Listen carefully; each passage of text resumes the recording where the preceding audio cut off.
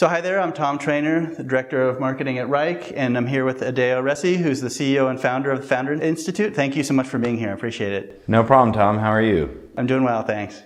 So you founded and sold several companies. Can you tell me about your background as a founder?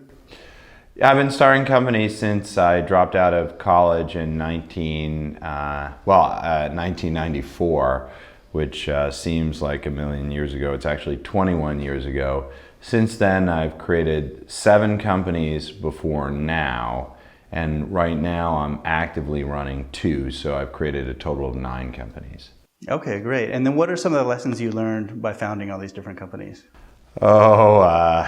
It's been 21 years, so maybe if you narrowed the field a little bit, some of the salient lessons. What are the, having gone through it so many times and people are just struggling to have one company that works, like what do you think is some of the keys to your success with the ones that worked? Well, so all of them worked, to be honest, in their own way. Good. I've had pretty much close to 100% success.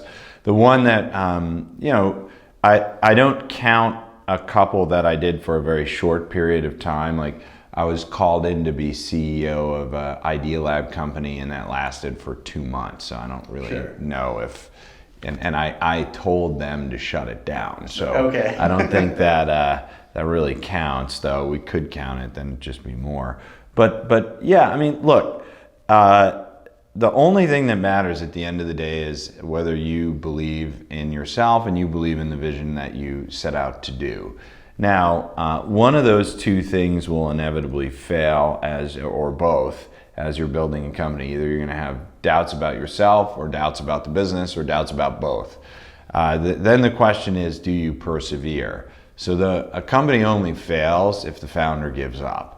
And the founder only gives up if they don't believe in themselves or they don't believe in the business. So, at the end of the day, if you succeed, it's a matter of overcoming the self-doubt and the doubt in the business and pulling the entity and yourself through to the end.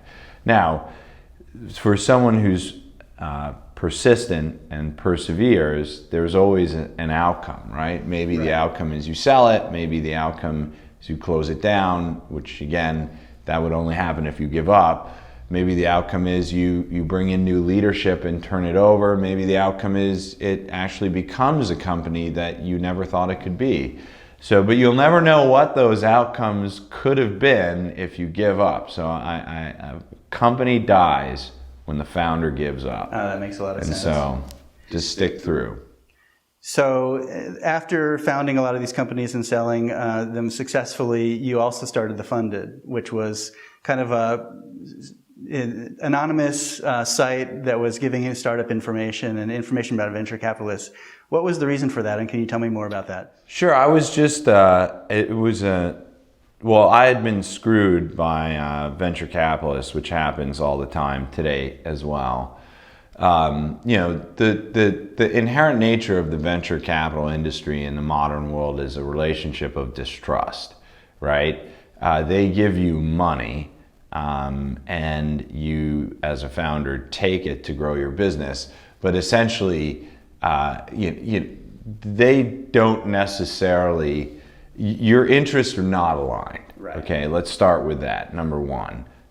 They want to make lots of money off of your hard work, and you oftentimes want to build a great company that turns into something meaningful. Now, sometimes you can build a great company that turns into something meaningful and make a lot of money. Sometimes you can build a great company and that does meaningful things in the world and it doesn't make any money at all, right? So there is somewhat of a misalignment in that very statement because, again, sometimes money is the outcome, sometimes it's not. But there are a lot of other things that are misaligned as well. They put a lot of protections and provisions in that ensure that they have control so that if they don't like the way that you're doing things, they can remove you very easily. So that distrust, essentially, or, trust but verify with the provisions of the preferred investment, have created a lot of problems, past and present. And so what The Funded tried to do was show who the people are that were more trustworthy and who the people are that were less trustworthy on the funding side, since they controlled your business, right? They had all the power. When you sign a preferred term sheet, you give your investors full control of the business. And if you don't trust them, or if they deceive you, you could be in a lot of trouble. Right, and especially for a first-time founder, they have very little information, so the VCs have so much more information, and so they kind of stack. Well, information doesn't even matter really. In all fairness, it's control. Okay. At the end of the day, a venture capitalist with a preferred term sheet, even in this day and age, can remove you as a CEO very easily, right? Now, it doesn't come to that very often, especially now. When I started the fund, about 2/3 of all CEOs of venture-funded companies could expect to be removed. Right now, it's much less. It's less than half, so it's improved a lot. But the threat of removal is enough to get the venture capitalists to have their way with the business, whether they remove you or not, right? It's like, well, we'll just fire you. It's like, okay, I'll do what you ask.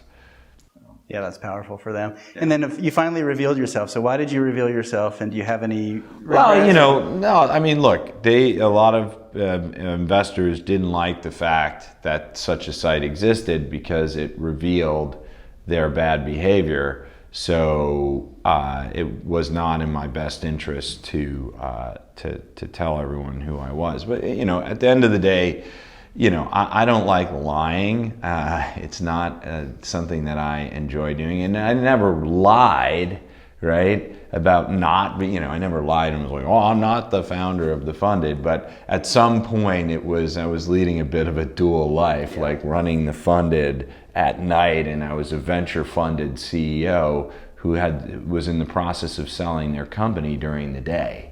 So at some point, I just wanted to be true to who I was and what I was doing. So I sold the business. I told the acquirer that I was going to reveal something publicly, and essentially quit the acquiring company in less than 45 days after the acquisition was over, and at that point also revealed that I was the originator of the funding. Okay, were there any repercussions, even positive ones from that? It was good to have a spokesperson to sort of thwart the negative. At that time, venture capital was already improving, and then you had a spokesperson for the entrepreneurs that were. Then I was thwarting a lot of bad behavior at the time. So there was still bad terms were common in term sheets. There was something called participating preferred. It's still around, but there were multiple lick preferences, and a lot of the really, really bad terms are now gone from venture capital. And by being a spokesperson, a public spokesperson in defense of the entrepreneurs, that allowed that to happen. But it's been a few years since we've been active with the funding, and I can tell you that some of the bad behavior of the venture capitalists are creeping back in different ways, but they're not good nonetheless. So right now, one of the biggest problems in venture capital is a phenomenon called the markup. So all these unicorns and all these things are being born because people are overvaluing companies, and then they're going back in the secondary markets and buying shares at a discount. So I go out and say Wrike is worth $1 billion, okay? Now, Wrike's $1 billion, gets all the media, new unicorn, Wrike, $1 billion. I go out, I know Wrike's not worth $1 billion. Wrike knows Wrike's not worth $1 billion. I start going out and buying shares in the secondary markets from employees, from former investors, etc., at a much lower price, call it $500 million valuation. My average share price now is $750 million. So I've made an immediate markup, right? Because my effective share price is $7.50, but the value of the company is $1 billion. I've also marked up the value of the company by putting that price at $1 billion. So that's why it's called the markup round. It's not really good. It's creating a lot of problems. I don't know if you've read about the Theranos issues with, yes. It puts a lot of pressures on the CEO. So if you're running a multi-billion-dollar company and you're expected to grow really fast and your underlying technology is not delivering the results, the CEOs get under a lot of pressure to cut corners, move faster, do whatever it takes to deliver the results, to backfill the valuation up to whatever the investors have said. So it's creating an unhealthy dynamic, and we're starting to see some of that manifest itself in the news that you're reading today, and there'll be many more stories like that coming. Yeah, so they want to meet the expectations of that valuation. Do you think the markup round is one of the main drivers of the unicorn kind of trend that we're seeing now, or is there other things? Is that the main thing? Yeah, absolutely. I think the markup round is a good and a bad thing. So the markup round creates the unicorns, and I would say at least half of the unicorns deserve the markup round valuations because they are able to effectively backfill. But the tactic is now being used and abused, right? So, a good investor will work closely with the founders to determine a markup that is reasonable to achieve, okay? A bad investor doesn't care and just marks it up for the purposes of showing immediate gain, right? Regardless of what the team says is possible. Right? Whatever the market will bear.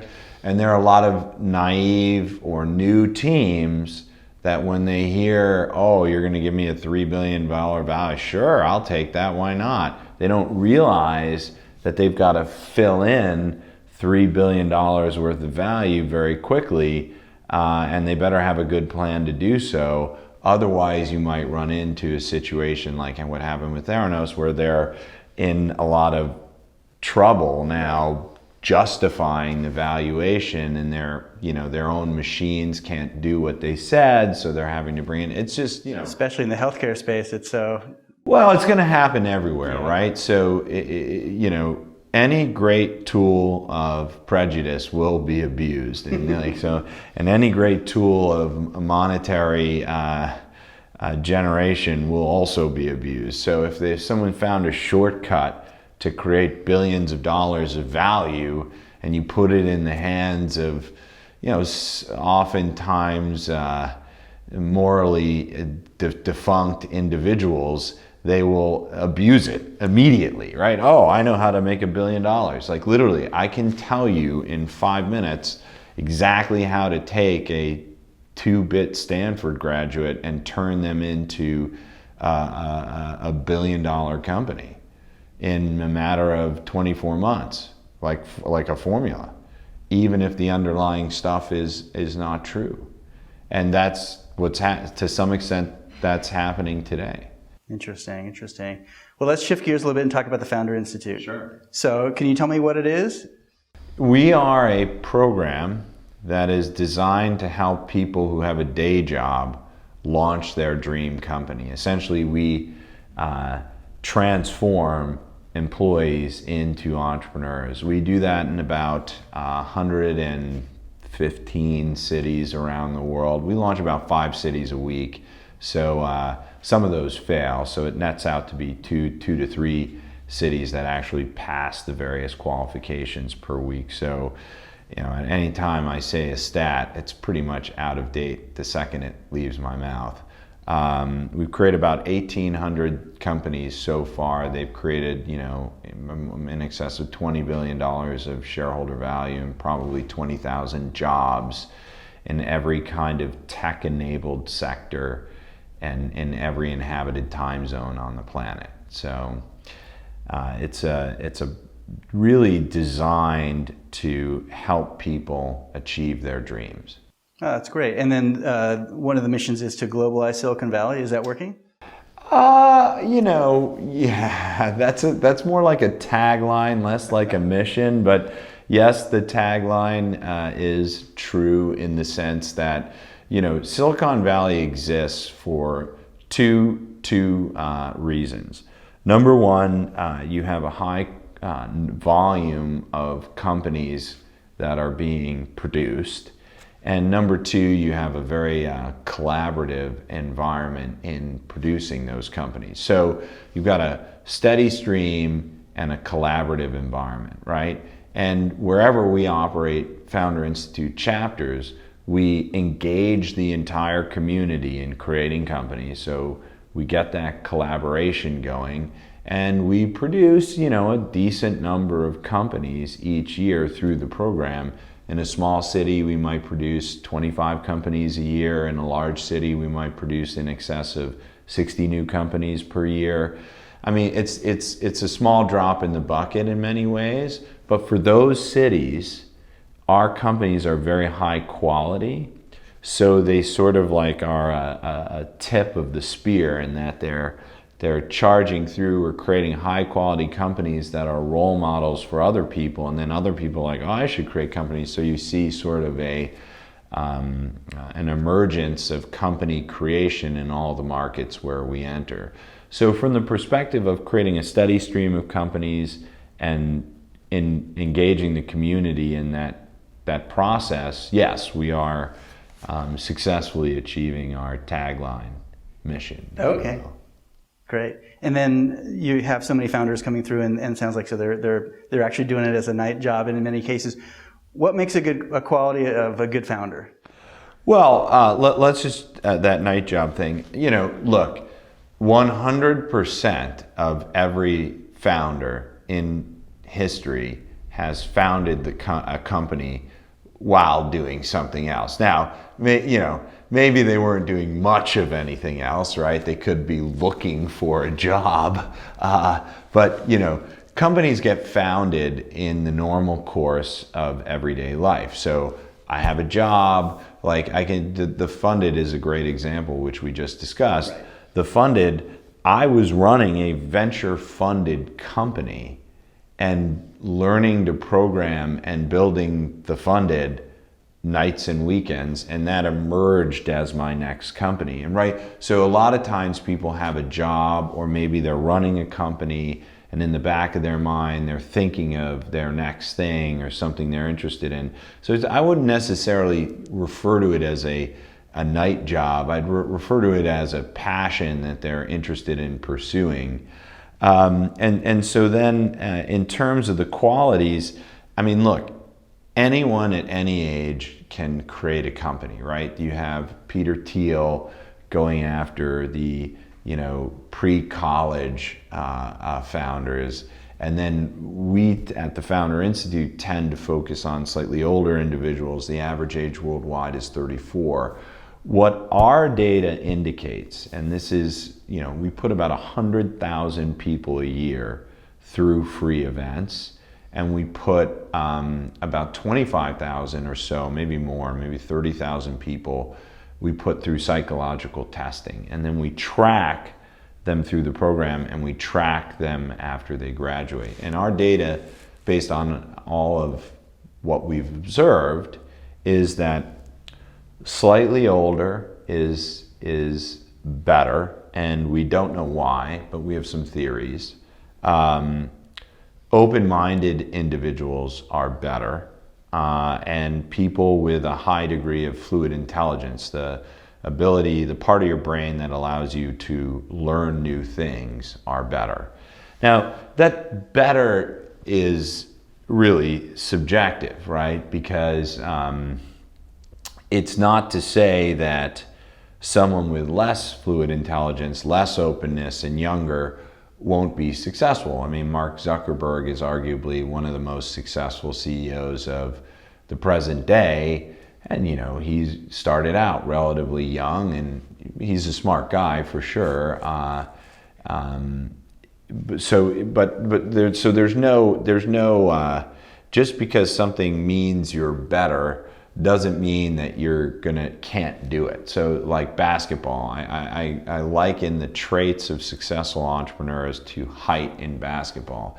If you're tall, it definitely gives you an advantage, but it doesn't mean you're going to be good, right? And so there are a lot of point guards that are way better than their taller peers at the game of basketball, and they're not nearly as tall. So you have to look at these things like traits, and the end of the day, perseverance, right, and drive are really the most important thing, more than innate skill.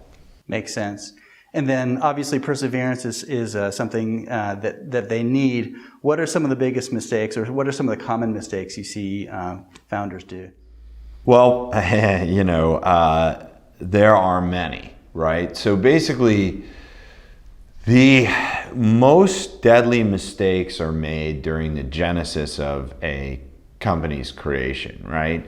So as a company grows and grows and grows, I mean, you can look at countless examples, the iWatch, right? It's not the best product Apple has ever released by a long stretch, right? In fact, it probably is the worst product Apple has ever released. Apple's fine, right? It's not like the company's suffering one little bit. It took up a whatever desk in its store and has it for the watch. Not many people buy it. It's a piece of crap. Like, I returned mine, and they're alive. So you can make a lot of mistakes as a later stage startup or a big company and survive fine. But at the very beginning, at the genesis, every little mistake that you make is deadly. So, the selection of your initial team and co-founder, that's a deadly area.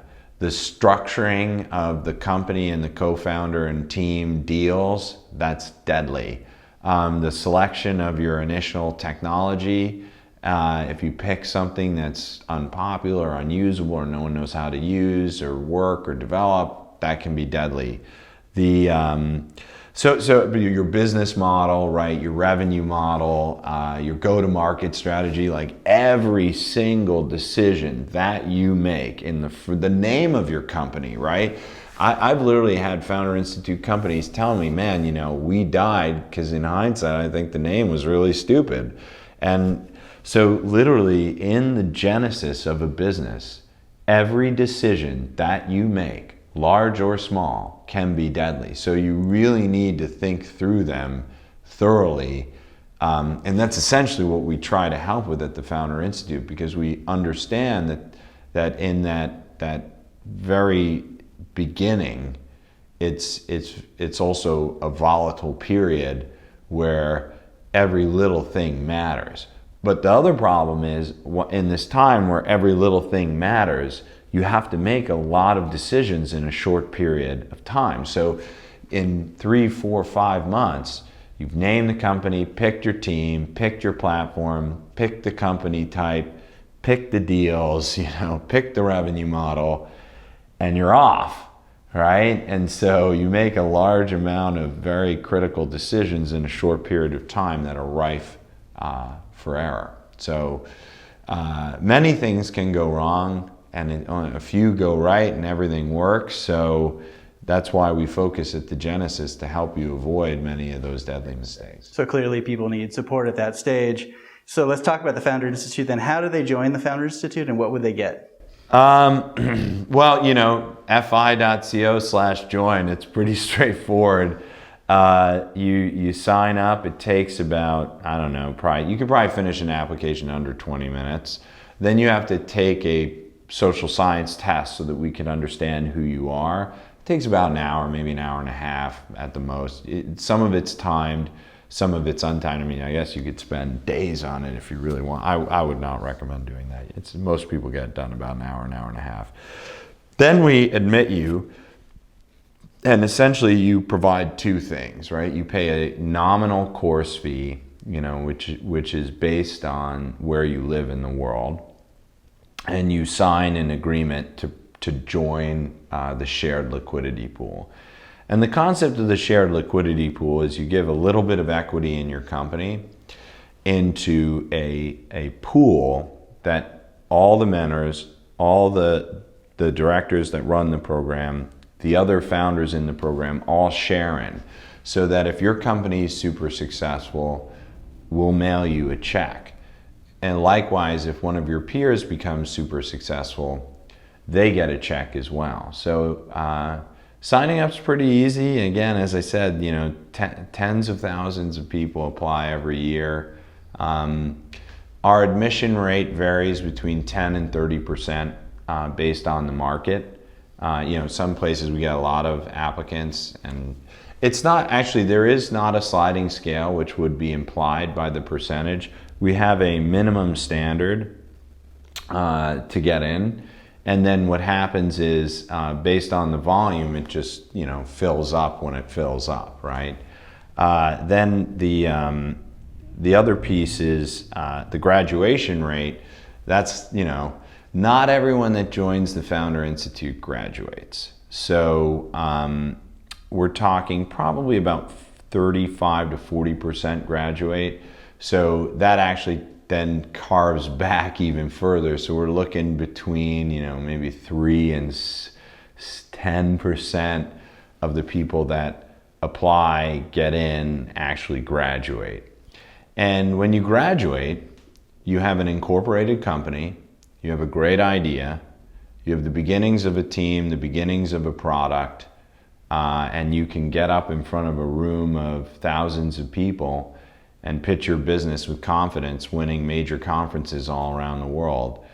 And even more than that, as I mentioned earlier, the whole community has come together to help you build the business, so you have an immense personal network in your city and country. That's very compelling. Hopefully. So any last thoughts to impart to potential founders out there?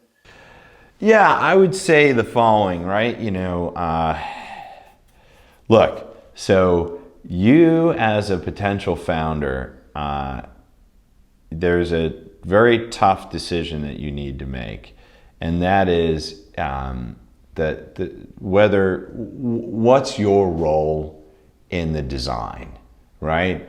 Are you the leader? Are you a co-founder, or are you a team member, right? If you're passionate about something, you're interested in something, right? I can tell you right now today, they're probably somewhere between 50 and 5,000 companies doing exactly the same thing. Guaranteed, right? I see this, if I look at right now we probably have, I don't know, 450 enrolled companies worldwide, is my guess, at this very second, right? Of those 450 enrolled companies, I bet you there's no more than 15 original ideas, right? No more, and that would be even a lot. So basically, you have an idea, you're passionate about it, you're thinking of starting a company. You can start it yourself and be the leader. You can join someone else and take on a functional role as a co-founder, or you can come into an entity that's already made some progress as a team member. And honestly, all three of those things will achieve your desire to make that thing happen in the world. The question that you need to ask yourself, right, is which is best for you? Right? I can sit in the front room and have 1,000 problems hit my desk, come home at night and play with my kids before they go to bed like nothing happened. It's not quite that easy, but that's basically true, right? There's some people that 10 things hit their desk and that are bad, and they can't handle the stress and pressure. Right? So I think it's important in the modern world to be self-aware on what you want to achieve, where your strengths and weaknesses are, and then pick the role for you within the organization that best serves who you are. And it doesn't always necessarily have to be the CEO or the main founder, which is a very stressful and thankless job. The founder works the most, does not set their own hours, they get paid the least, right? Or certainly not the most. I've never been the highest paid person in any company that I've ever founded, ever. Not once, not even for a minute, right? Even when they're big, you don't do what you want to do, and it's not, a life filled with glory and romance. I'm not like out with starlets at parties. No, that's not necessarily true, but then again, I am. So, but it's just not what you think it is, right? It's the inverse, right? Phil Libin has the former CEO of Evernote, and he stepped down because of this. There's this org chart that's a pyramid. He hits a button and it spins around, and the CEO's on the bottom, and that's actually more realistic for the experience than the other way around. Wow, that's a good reality check. Well, thank you so much. My pleasure. Thank you. Throughout the whole interview.